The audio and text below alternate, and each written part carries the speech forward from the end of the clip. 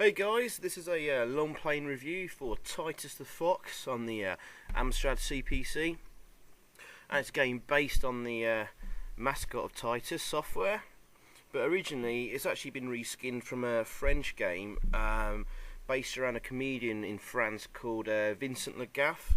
He did a comedy music video called La Zubida, and this game's based on the character in the music video for some strange reason. Here's a bit of the music for you.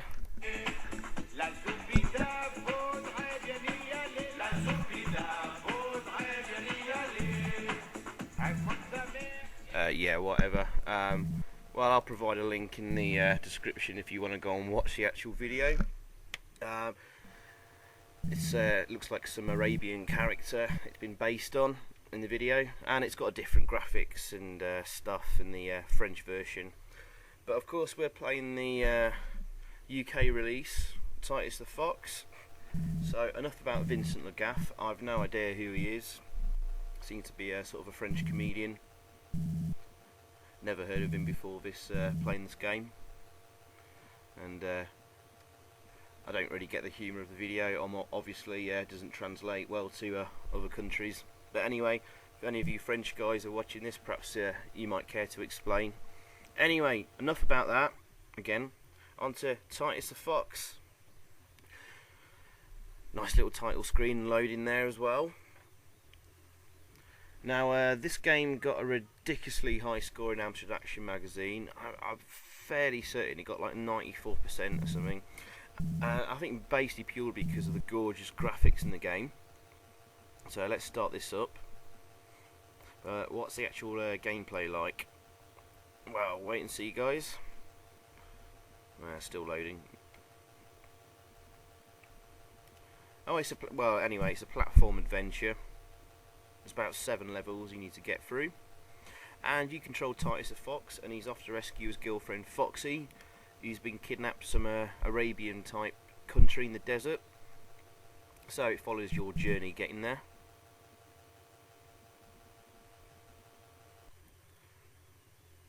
Okay, here's the start of the first level. As you can see, it's been translated from the French. It's got E-tape 1 instead of level 1, which is I think the French word for level or stage. And as you can see, we've got some really lovely graphics on the go there, and some really cool and funky music. It's really cute. And yeah, just look at the use of colours there. Some really fantastic graphics and sprites. The first thing you notice, obviously, it's got some horrible flick screen scrolling on the go.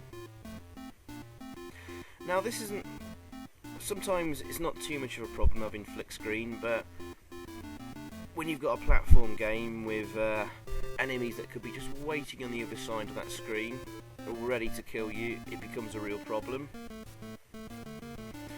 which you'll see throughout this game. What I'm doing here though, guys, is just a little sort of hidden area you can get to, and what we're doing is taking some objects back there, and we're going to build them up so we can reach a higher level. It's a little bit unnecessary, but there's a really cool weapon pickup that will greatly help you throughout the game. That bouncy ball there, well, you can see that blue ball there on that top ledge, that's what we're trying to get to. Should just need one more pickup. There's a couple of nice gameplay features in this game. For example, using objects to sort of like reach other areas and hidden areas or whatever. But sadly it's kind of been underused. It's like a nice idea that hasn't really been exploited very well.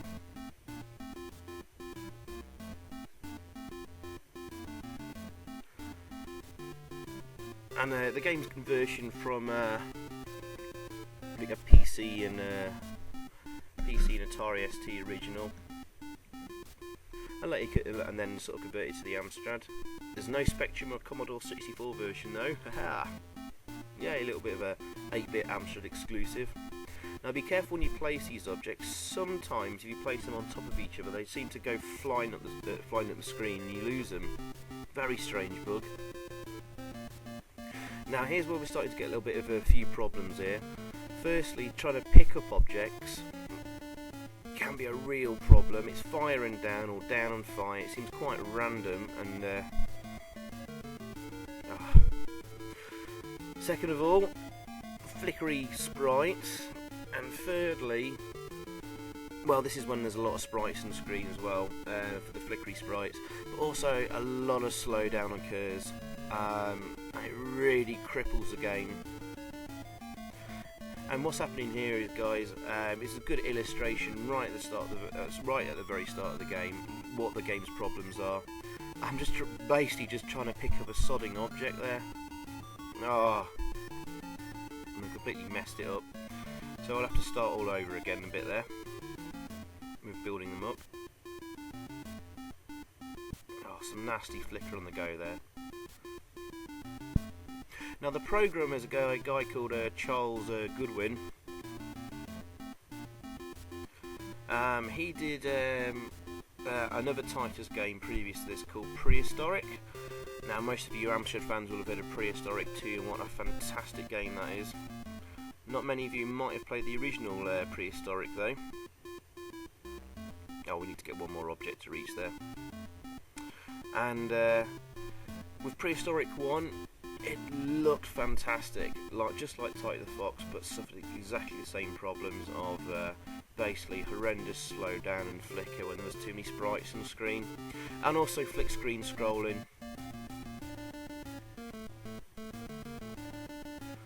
So while Mr. Charles Goodwin did, program some really nice graphics and stuff, the rest of it seemed to let him down. He seemed to reuse the Prehistorik engine on Titus the Fox here. Oh, got the placement wrong and start again. I didn't really need to get this bonus, guys. I thought about maybe just sort of cutting this bit out of the video and moving on so as not to bore you. But it does give me an opportunity to highlight straight away what the major flaws in this game is. Now it is a well-loved game on the Amstrad scene, but in no way does it deserve the high marks that Amstrad Action gave it. Over 90%. It's an 80% in the game at best. But anyway, hurrah! We've got the object we were looking for. Now most objects, when you throw them, they'll disappear off the screen if they hit an enemy, and you can't use them again. They're gone. But with this ball on the first level, it will bounce back to you or around the screen. You can go on picking up and use it again, which will come in real handy later on at this level. See, there you go.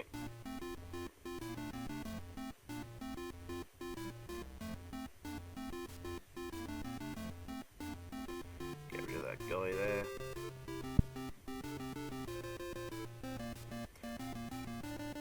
Some really nice sprites and animation on this though. Just a shame about the flickering problems. Oh, there's a padlock there. Click the padlocks, and that's basically a restart point for the game. So if you lose a life, that's where you'll restart next from. The last padlock you picked up. Oh, I forgot to mention earlier on, I picked up a genie lamp right at the start of this level. That gives you the code for that level, so you don't have to replay all the levels again. Anyway, I'll show you on the next level when I get to one. Ah, right, here's a problem, especially with the flick screen scrolling.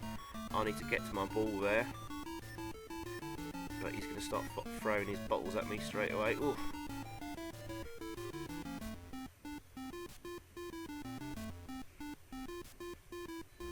And cool.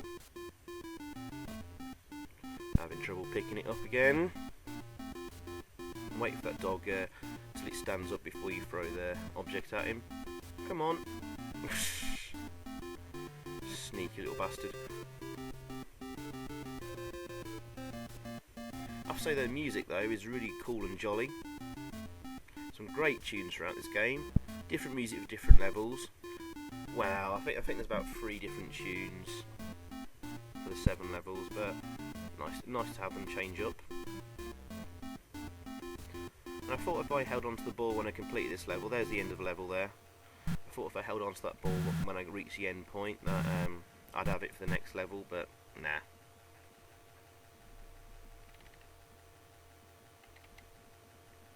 Okay, right, level 2's loading. What else about this game? Well, it was released in 1992, so that's quite late on in the Amstrad's commercial lifespan. Titus Software, French company, they were big supporters of the Amstrad. I mean, the Amstrad in France was still selling really well. In fact, throughout 1992, I did read that the Amstrad software was still outselling Atari ST and Amiga software. Probably wasn't for much longer, but this is pretty much one of the last games released by Titus. Obviously there was Prehistorik 2 and Super Cauldron to follow the year after, and they were absolutely fantastic games. But nice to see there was a lot of support for the Amstrad in France. And most French CPC owners seem to started with the 6128, which was the disk machine with twice the memory of the 464, which meant they tend to have better games because most of the users were on a disk. So you'd end up getting like really games with fantastic graphics and big levels and stuff like that. And the French really knew how to make the CPC sing. This isn't the best example of, and besides it's an English programmer anyway. Those lamps there, they give you extra energy, I think possibly bonus lives. Isn't quite clear in the instructions.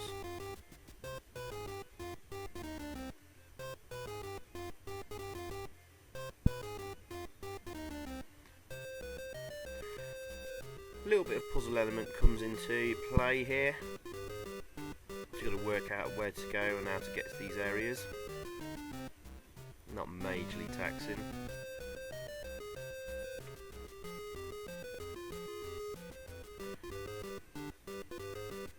Yeah, might as well collect them. You might want to leave them if you're going to lose some energy later on, and you can come back and pick them up. What's cool though, if you do kill a bad guy, they are gone. Even if you lose a life after restart, that bad guy does not reappear. So you might want to sort of clear a path ahead of you. And if you do lose some energy, come back and pick up the energy.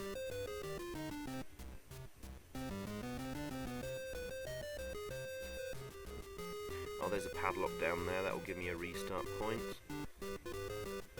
Just need to get rid of that guy there. Oh, I think there's a hidden bonus area. Just push down there and you enter underground section. Now the game, on the back of the box and in the manual tells you there are lots of hidden areas and stuff to find. This is pretty much the only one I found in the game. I don't think any others exist, which is a bit of a shame. But I guess there's only so much you can fit in the Amstrad's memory. Originally the game was for the Amiga, Atari ST and PC. Now those versions, the best of the bunch is the Amiga. Basically improves on all the faults that the other versions had.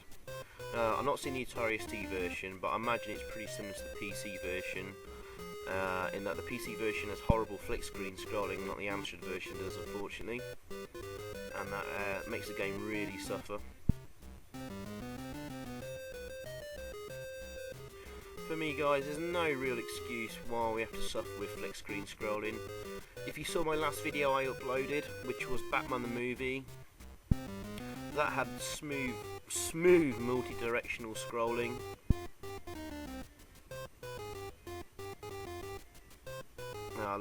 But look how slow the game crawls. There's too many guys on the screen. A real shame, because this could have been a real classic on the Amstrad. Unfortunately, it just falls short.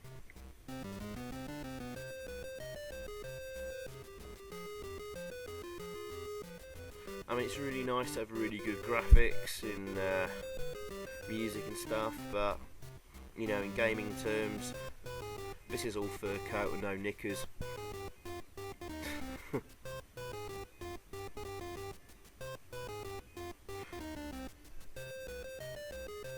Oops, I meant to pick up that item.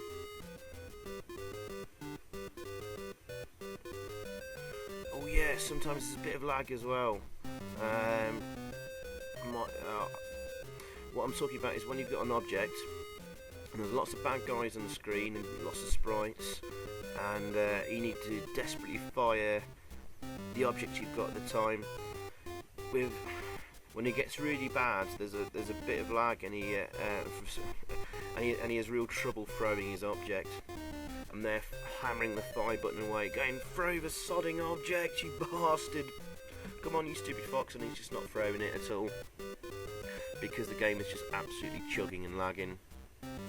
And I guess poor old Amstrad isn't able to sort of process all, you know, the keystrokes and stuff while it's trying to process all the poor coding of the sprites. Never mind. Maybe we'll see an example later on. I don't really need to go down here, but I'm sort of trying to find all the objects. There's a lantern. That gives you the code for this level, 9CFC. And that will allow you, when you next start the game up from scratch, put the code in and you jump straight to this level. Nice.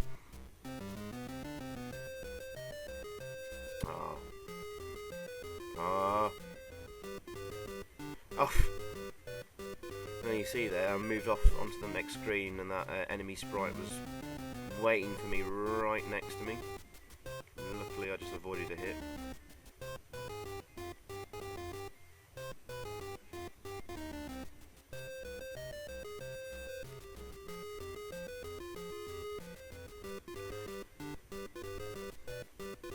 No, I didn't really need to go and pick up that lantern. I'm just making this game a little bit longer, but I suppose from a long play point of view, you want to see where all the objects are.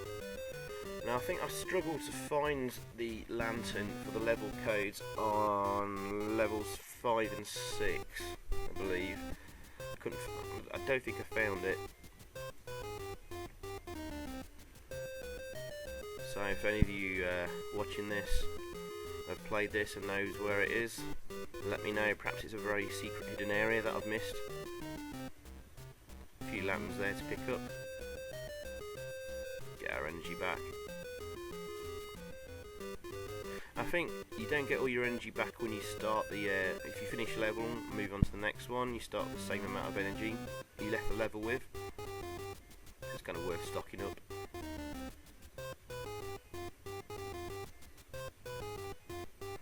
And we'll go the safe way around.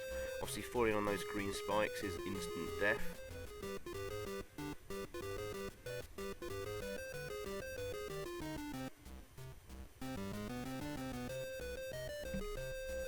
Padlock there. Restart point. Do on those balls.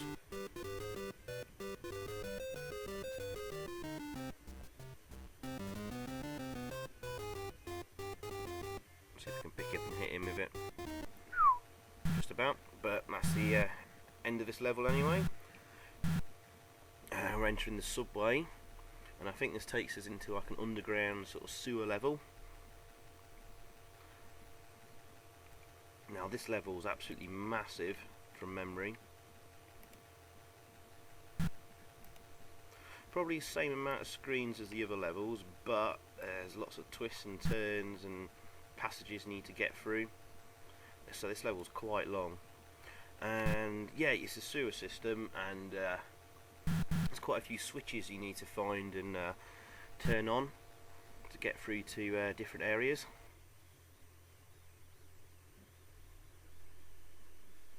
On the road to Marrakesh. That's where we're going, Marrakesh. Well, although we're not exactly on the road, we're in a sewer. Another nice funky little tune playing there.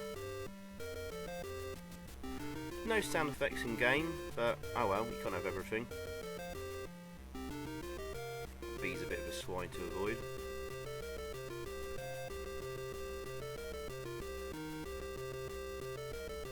Yeah, some real slow down here. Pick that up and take it with us. We'll just leave them be there. There's no point scoring in this game, so there's no, there's no point sort of trying to get rid of every bad guy or whatever.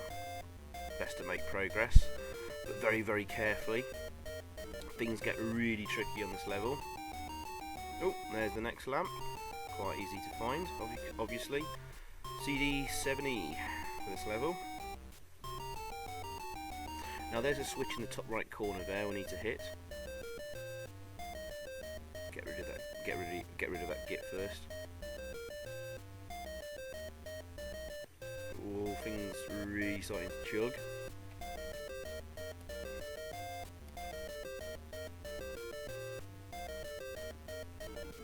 Mind those spikes. You need to go right into them for it to register a hit. Those spikes that stick outwards. Don't need to worry too much about them. Carefully pick up that ball to get rid of that bee. Now that switch has removed basically a section of wall just to the right and above, so I can get to those mini lanterns. If I hadn't in the switch, there'll be a wall placing that sort of purple section there where I'm just jumping into. And get those pickups, nice. You can still progress without to this bit here without hitting the switch. But for the rest of the game, your route is completely blocked until you find the switch. A few pickups here, but be mindful there's some spikes right there behind that object we can pick up. It's like a sandbag or something like that. Whoa, what happened there? Disappearing sprite. Well, we use that to get rid of that fish, that piranha. Padlock restart point there.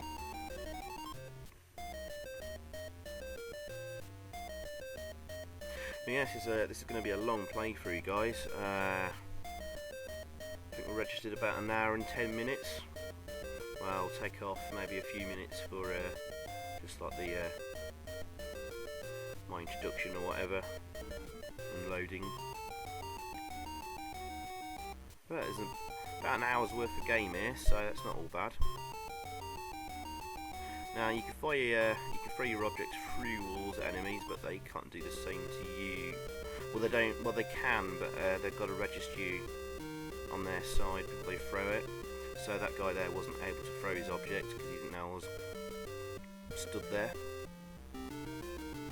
Sorry, if that makes sense.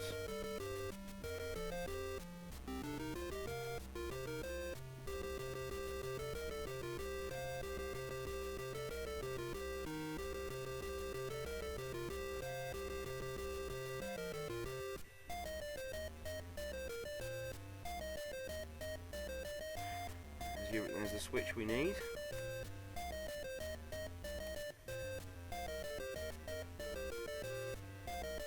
And that reveals that, gets rid of that wall there that would have been there. So you just need to very carefully drop down here. As you see, there's a piranha. Could have been something I dropped onto. Now to get to that switch there, first of all we might as well get rid of this piranha that's coming up in a second. And don't jump at that section, you just need to run off into it, otherwise you'll miss it. And yes, that sewer water there, that will instantly kill you. So avoid that like the plague.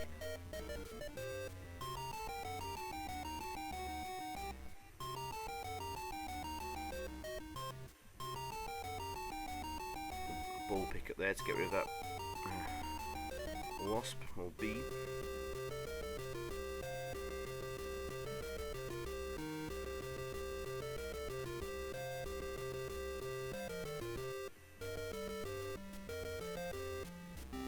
Yeah, that switch puts that flooring across those spikes for us there.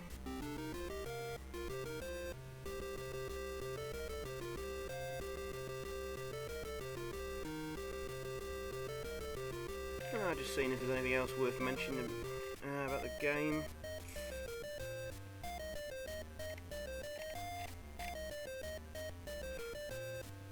Oh yeah, later on, I think later on this level, I actually discovered by accident that you can actually force the screen to scroll up or down, so you can see what's below you. I had no idea that existed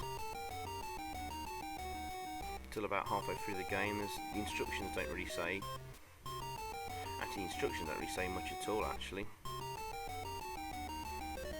I do actually own the game, an actual proper copy of the game, and the instructions all seem to be for like the PC and Amiga version.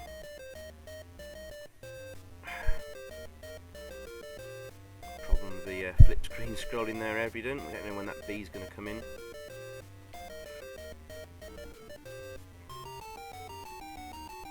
Yeah, wow, worth taking a hit. There's some, I think there's some energy pickups here somewhere.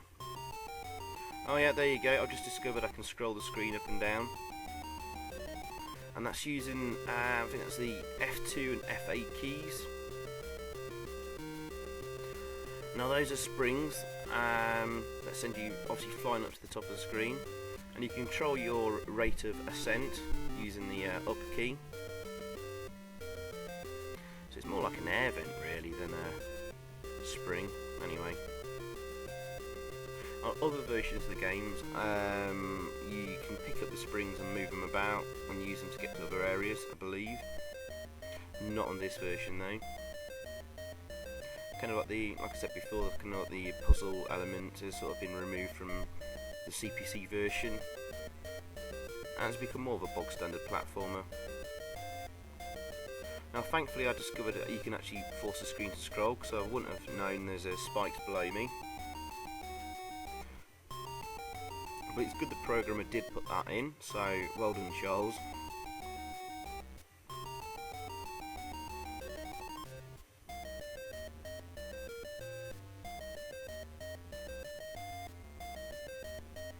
I'll also get rid of that B. Now I think there's something to pick up there in the top right corner. If I stop wincing about.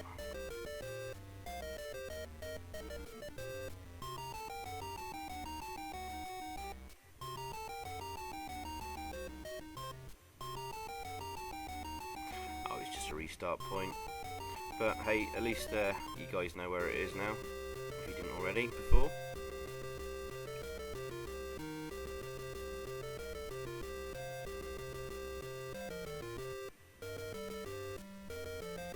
We're about halfway point now in the video. Don't know if you're still watching this far, if you just like to watch a quick bit of my videos to sort of get reviews and stuff. So I guess I suppose I ought to sort of sum up a bit of a review, because I think we're quite clear on what the game's about. Its plus points and negatives. Oh, quickly before I do that, there is a hidden area here. See where that sort of yellow blocks are there? Something removes those blocks, and I don't know what it is. I couldn't find it. So if anyone knows, do let me know. That'd be great, thank you. Now I've gone up to this section here. I'll come back to my review shortly, sorry. This section here, I don't think there's really much special up here, if I remember. I think it's just a few energy pickups. And you risk a lot of potential death here. Use the spring there, sort of fly up. Yeah, it's just a few energy pickups. But they do translate into bonus lives at some point if you collect enough of them, I think. Anyway, review.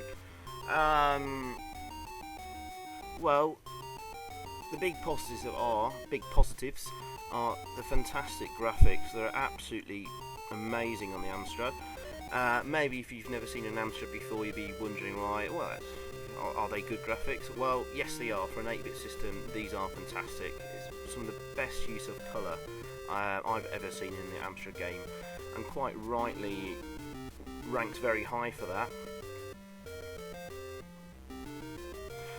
But good graphics do not always make a good game, of course. That flip screen scrolling, man, is just, it's dreadful. Now, I don't always mind push scrolling. What I mean by push scrolling rather than flick screen scrolling. Push scrolling is when you get to the edge of a screen and it sort of scrolls like that, so you see the screen move with you rather than it just sort of like flick between screens. Now, used well, it's not too bad. A good example would be Ghosts and Goblins on the Amstrad. That used some quite nice sort of push scrolling. This, however, it just doesn't work very well at all, especially when you're sort of jumping and you end up at the top edge of a scroll point for the screen, and you end up sort of scrolling up and left or up and right or down and right at the same time. It just looks absolutely dreadful. Of course, we've mentioned the horrible sort of slowdown. There's too many sprites on screen, which almost makes this game unplayable at times because of the control lag. That being said though, when there isn't much stuff going on the screen, the controls are nice and responsive, and it feels quite fluid for a platformer. And jumping physics is pretty good actually. I think they've got it just right. Titus there, he jumps to a decent height, and you can control your where you're going to land quite easily, which is really essential in platform games. Other things to mention again quickly is great music. No sound effects, but we got some good tunes, so I'm fine with that. Oh yeah, you can crawl through spikes, by the way.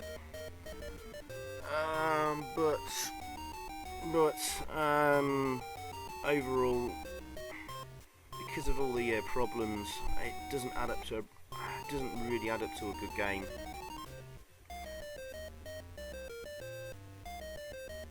It's certainly not was it 94% or 92% that Amstrad Action gave this game. Now that's just ridiculous. I think it deserves to be more in the 80% range. So I'm going to give this 8 out of 10. And at times I feel like giving this lower because it gets so frustrating at points. This game made me so angry when I was practicing before doing this run. And trust me, I've been trying all week on this game. So yeah, 8 out of 10. It seems a high mark when you do marks out of 10, but really that's more like 80%, which is just above average really, just crouching into the area of good games. Some hidden messages on the wall there, if you can really read them though. Oh yeah, the manual mentions about throwing objects up and down, and well, the Amstrad version you can't throw objects up, but you can drop them. So in this bit here, I'll just try some experimentation, seeing whether I could drop one of those balls on top of the wasps blowers. But I mistime it every time. Hey, thought I might have caught him there, but I don't think that really works. Oh, the hidden message there is Titus. I think there's, what are the other hidden messages? If I remember. I think you find La Gaffe on one of the walls. It's a reference to Vincent Lagaffe that the French version of this game is sort of based on. I think you find the programmer's initials, CG, Charles Goodwin, in one of the walls. And there's also a hello message to Louis as well. Louis, I don't know who that is. Perhaps his girlfriend or friend. Could be a girl or boy. That's in one of the lower caves that we passed a while ago. But anyway, we're coming up to the end of this level, thank God, because this was a real swine to get past. There's one more bad guy waiting for us.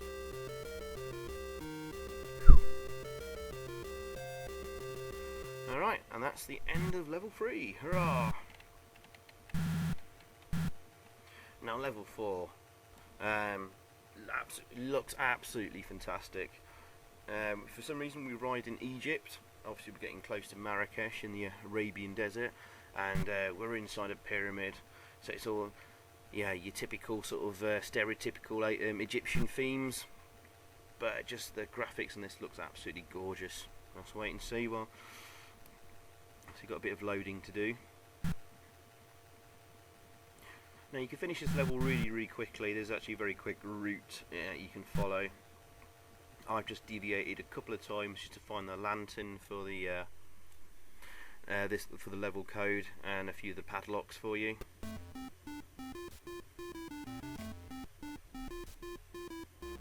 Oh yeah, and that looks lovely. Well, it's definitely a 9 out of 10 for graphics though, guys, definitely.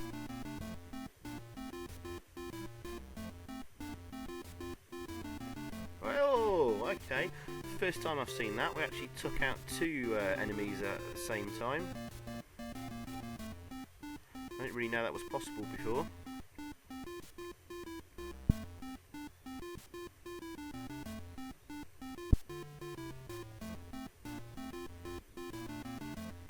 Oh yeah, that the theme tune from the first level is back for this one. There's only 3 theme tunes, but all 3 of them are really good.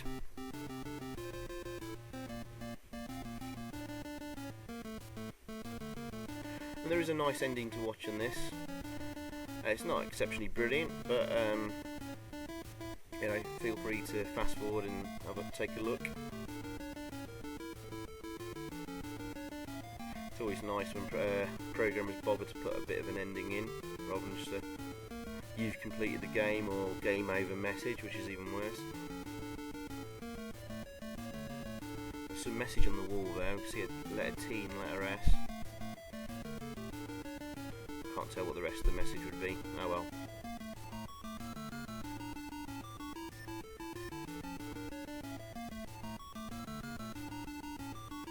Now, there are some things that can kill you below here. There's spikes and some deadly water. Be careful.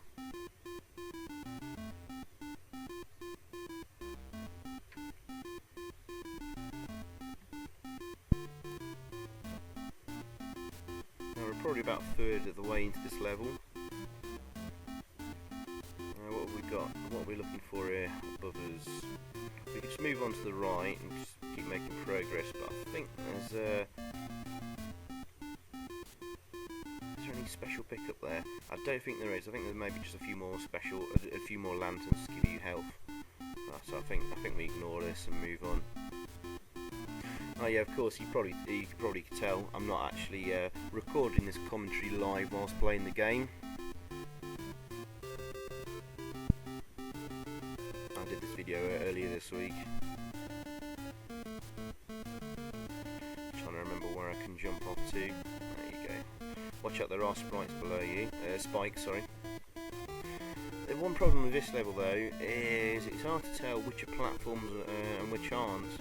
You end up thinking you're jumping onto some kind of platform and it doesn't exist, and you end up dropping into some spikes or whatever.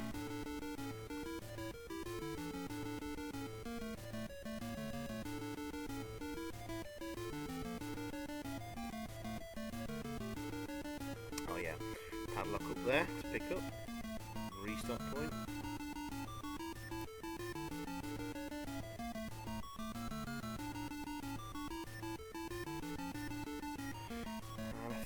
Above me is, I think there's a special weapon you can pick up. It looks like a banana, but I think it's supposed to be a boomerang, maybe. We don't really need it to complete the level, but just for the sake of long play videos, we'll go and get that. There's a padlock there, nice.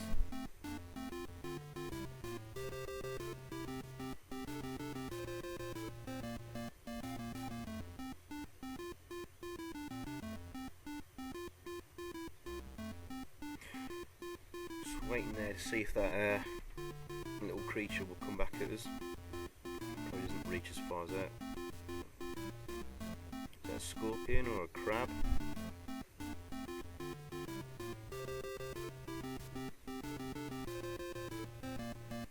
And the special weapon should be just above us there. Yeah, the banana.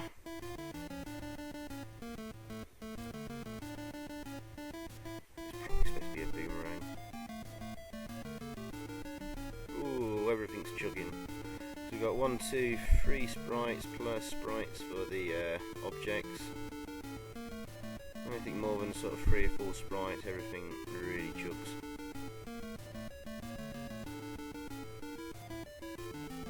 Oh no, we lost the banana already. Ooh, and it's worth remembering sometimes the objects just fly over the top of them and don't register a hit.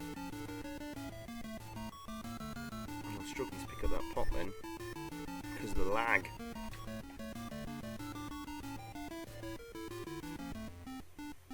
Finally got rid of him. Oh, there's the lantern. Cool, 8100 or 00.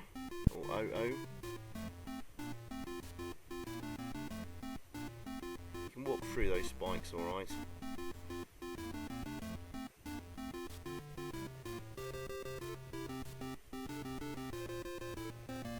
Well, we can't get back up there. Oh, saw the banana falling out of shot there. Hey, there it is.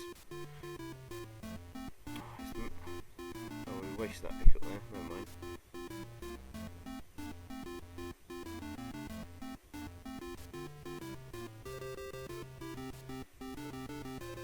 So I think this is pretty much the only other special objects in the game, apart from that sort of bouncy ball in the first level, we spent so long trying to get to. Now if you crouch and duck, you drop your object, but I flung that first before crawling through there. Pick it from the other side.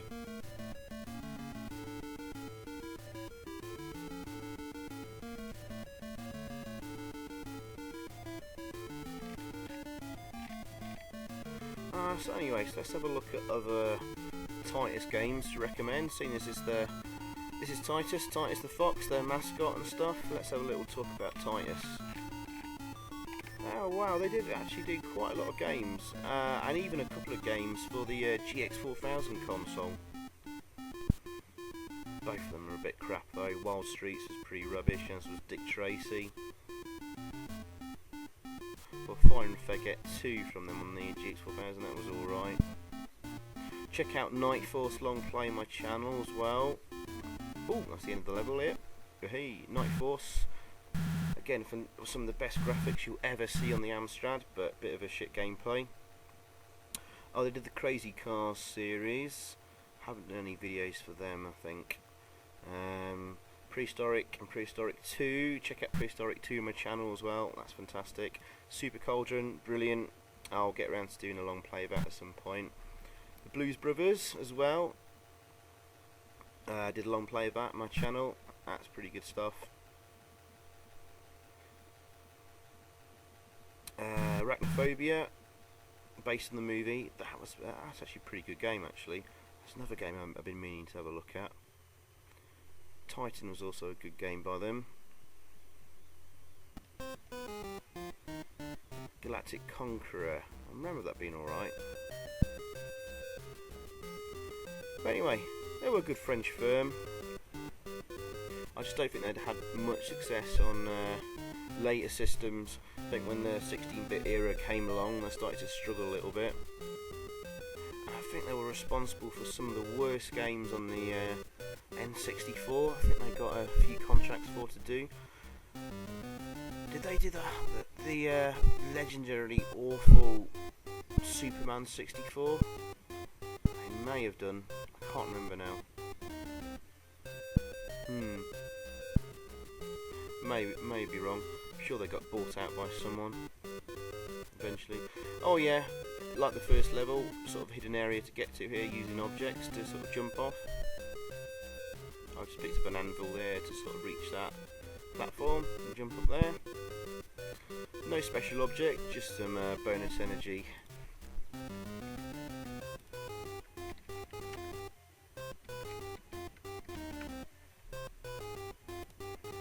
I've just googled Titus software. I'm looking at Wikipedia.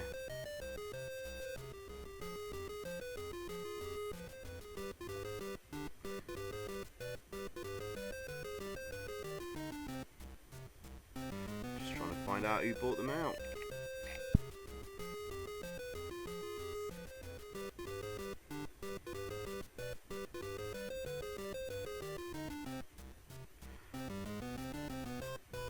looks like they bought out Interplay actually. They were a pretty decent big company actually.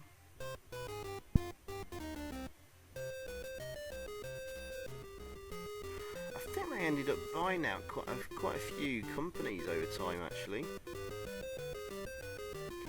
by the looks of it. But I think it looks like they expanded too quickly, because according to the Wikipedia article, looks like they closed their business entirely in 2005, so just over 5 years ago. Oh, I'm surprised it kind of lasted that long.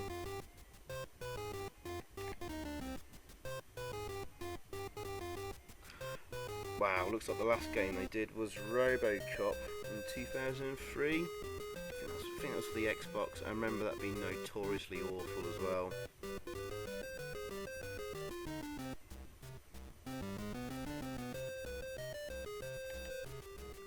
I think that's what I was thinking about when I mentioned Superman 64. Perhaps they didn't do that one.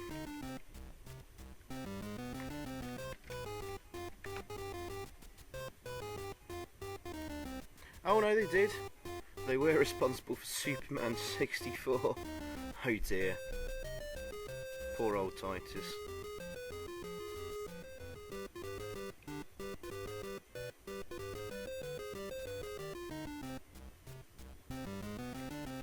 Yeah, they were occasionally sloppy with their games. I really wonder if they had much quality control and playtesting on the go. I mean, check out their Wild Streets Longplay. I did a long time ago on my channel for the GX4000 Amstrad console. I titled the video, "Is this the easiest game of all time?" Because you can literally just jump and jump and jump and jump and just avoid all the enemies and reach the end of the level without being stopped. It's absolutely pathetic. It's like, did they bother doing any playtesting?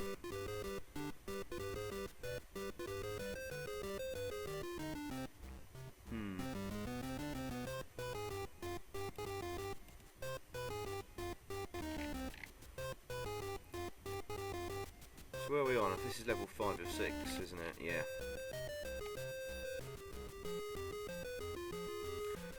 Now, I'm not sure. I think this is the first level where I can't find the genie lamp, which will give me the level code. So anyone that does know... Oh, ouch. Okay, there's a little problem there with the game. Sometimes there's a few enemies sort of clustered around you. When you get hit, you bounce off enemies. And then you end up sort of bouncing into another enemy, and then bouncing back into the one you just bounced off of. Very frustrating. But this level's not too tough if you sort of take your time. Now, is there some instant death below me here? No, it's after the next building. Oops, let's try to time it right to get rid of that kid. Never mind.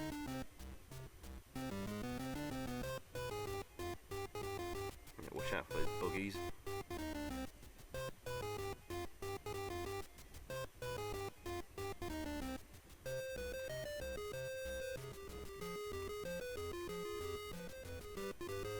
See, I just accidentally scrolled off. I was just trying to avoid him hitting me there.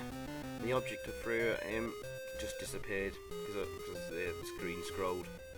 Oh, scrolling here. Oh god. Right, I eventually pressed the F8 key to scroll the screen up to the bottom position of my sprite. Well, there you go. At least I hit him that time before I got knocked off the edge of the screen. Now just above that chimney pot there is a padlock to pick up. So I might as well just try and get it. Oops. Sorry guys, I'm wasting your time there a bit.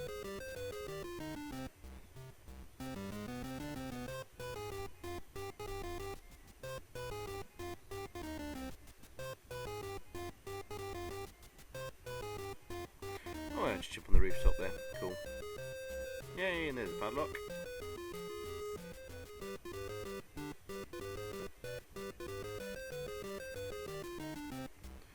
Now, one more building to sort of get past, I think.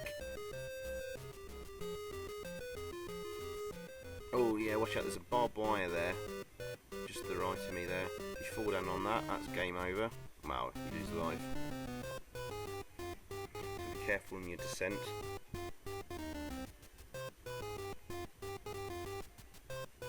Oh, I forgot to mention there is actually a Game Boy version of Titus the Fox.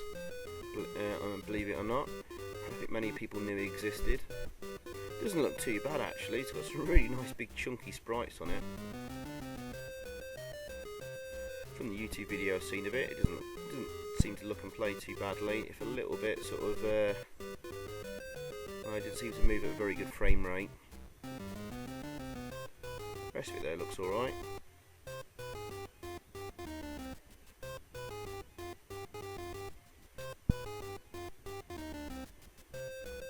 Some energy pickups there to get, quite a few objects here, a couple of bottles and a rubber ring by the looks of it.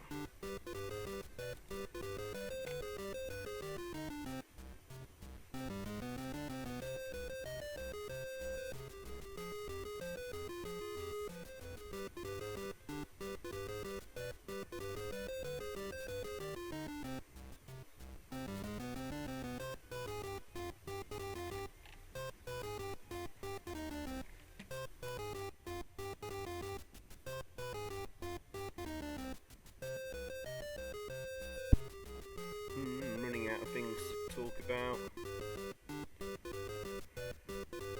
Well, there's only 2 more levels after this, and they're relatively short actually.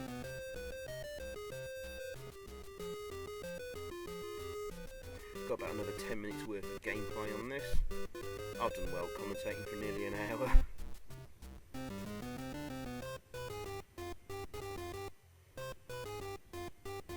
There's nothing below you here to cause instant death. If you can try and hit that kid, yeah, there you go, that'll make things a little bit easier.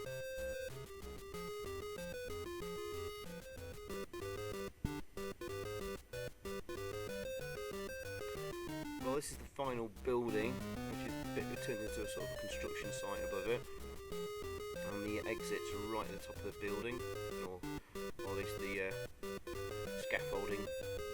Oops.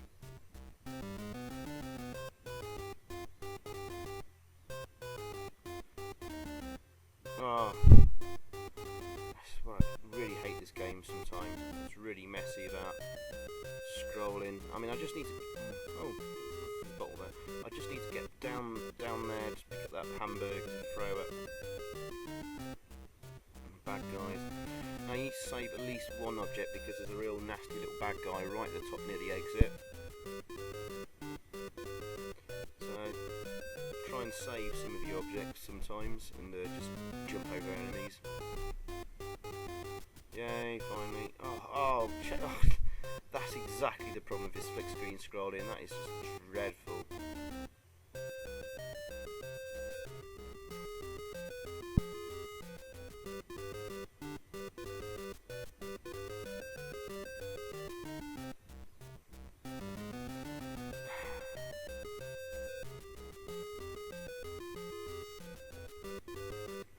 It's probably the worst example I've seen of push scrolling.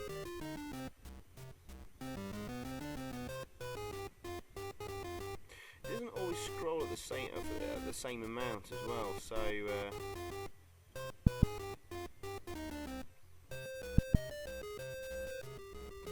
they're not exactly exact screens, if you know what I mean. I'm not explaining that very well. Who cares anyway. Right, this is the end of level 5. Penultimate level next. Now these 2 levels feature some really lovely graphics, especially the last level. If anything, watch the last level, guys, because that's got some really fantastic, colourful graphics. I mean, all the levels have, but things just get a little bit more interesting. Now this level's relatively short.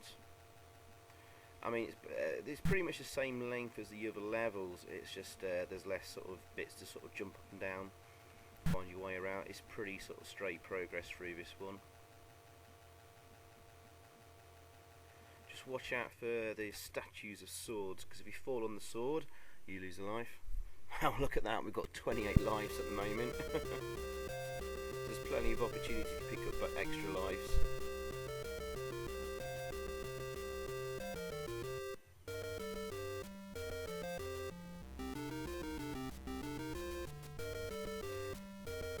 Where are we? Possibly in Greece or something like that? Moved from Egypt to Greece, then finally to Marrakesh, looks like.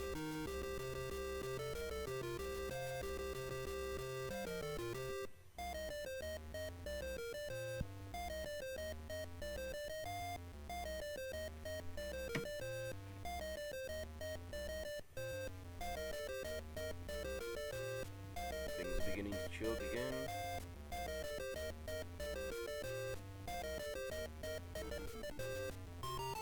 If any of you read Amstrad Action magazine, or used to, this game actually appeared on the cover tape on one of the last ever issues, one of them, towards the end. That was a pretty cool cover tape. I think that's where I first played this game actually.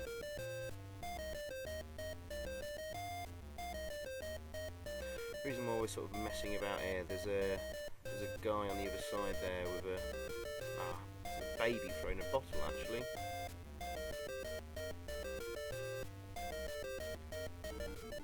Pick up an object to throw at him, and he appears to have disappeared now, which is interesting. Oh no, there he is. But oh well, just discovered we can avoid him there. I think that was going to be a mistake of me there, dropping into that water. That water would have killed me.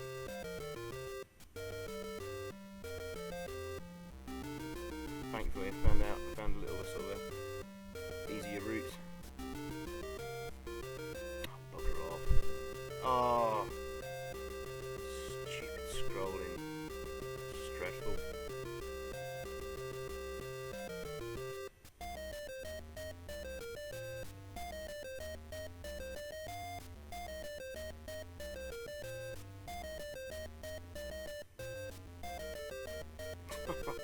God. This is the worst push scrolling I've ever seen, I think. Ever. If you guys can think of any other games of push scrolling worse than this, let me know. I'd be intrigued and interested to see that.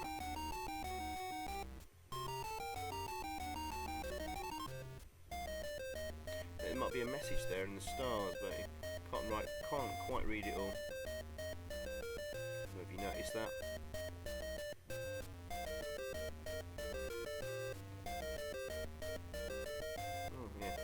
More of the message there. This bit's a little bit tricky because there's a guy just waiting to throw something at you, and that water there below is deadly. Let's see if we can just nudge the screen to get to him. That was close actually. Oh, there's your padlock. Again guys, I've not found the lantern on this level, so if you know where it is, let me know.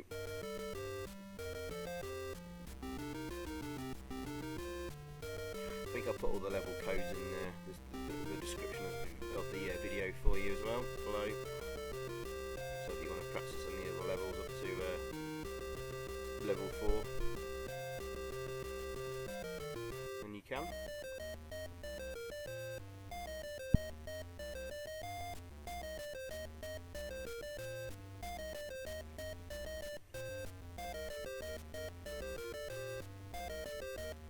Pretty close to the end of this level now actually. Oh, those red things, there's like a springboard. It gets me to a sort of little hidden area there.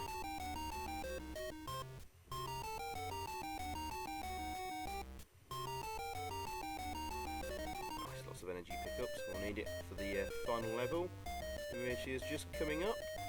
There you go. Nice easy level. Now this level guys looks absolutely cracking. Set in the Arabian desert, Marrakesh. Is that a real place, Marrakesh? Talking about it, I don't actually know. If you can hear my sort of clicks of the mouse there, it's because I'm googling it. Yeah, Marrakesh of course does exist.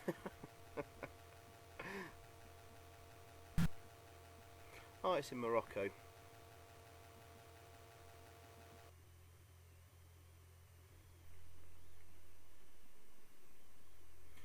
says Home of the Pharaohs. Surely that should be the title for the Egyptian pyramid level.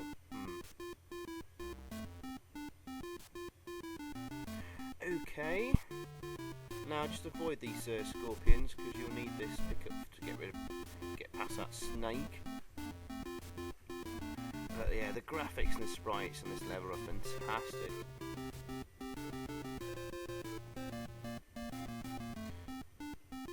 Now it's best to sort of take it easy on this level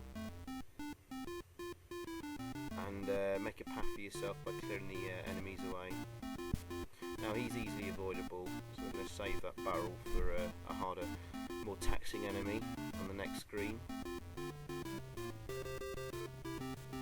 Definitely get rid of that guy with a knife, and we can avoid that snake there. I thought I could use that pop to jump up, I can't. But it's just after that snake there's about 2 or 3 scorpions that get in the way, a real pain in the arse. Some energy pickups above me there, just on the previous screen. Might save them, but there's another barrel to use there. Help me clear my way.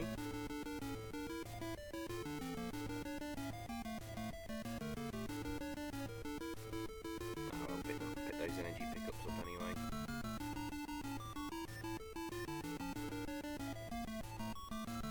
Should be safe. Now there's a woman on the other side, on the next screen, that will throw a bottle as soon as I go onto it, so we've got to be quick here.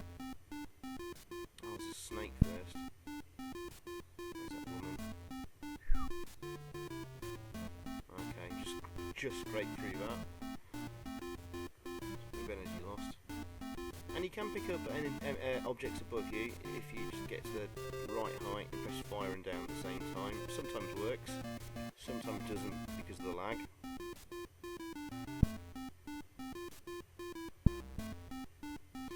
And just above me there, you can jump on that carpet. I think it's supposed to be a magic carpet or something, and you end up bouncing up the top of the screen. Let's get up it.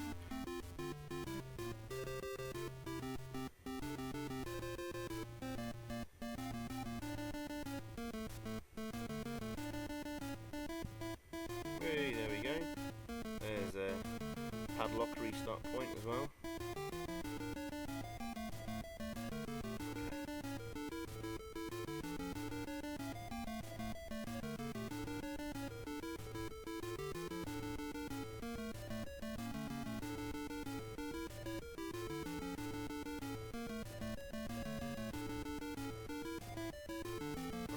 Probably about the halfway point of this level.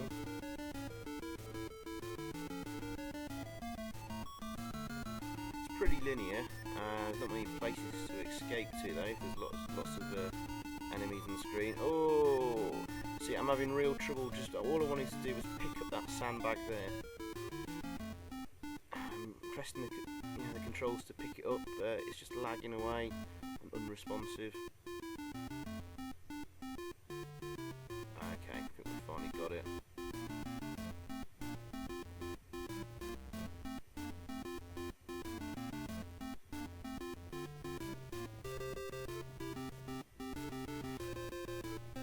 So yeah, we're coming up to the end of the game, of course. So just sum things up again. What did I give this? I gave this 8 out of 10. I may have been a bit generous now. Maybe it's a 7.5. No, it's an 80% of game. It just gets in there. I think the game has a huge amount of charm from the lovely sprites and graphics and stuff like that, and music, and variety in like the level designs and backgrounds and stuff. This could have been a really awesome platformer. If it wasn't for the scrolling, the lag, the flickering sprites, the slowdown, blah blah blah. Stuff I've already talked about loads of times already, so yeah, enough about that. 8 out of 10. And that's been pretty generous, really. Gets by just because of the graphics, really. Okay, we should be right near the end now.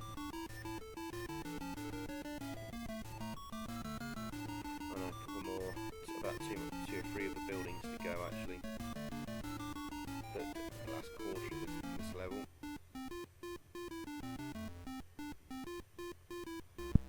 Stay up high for this bit.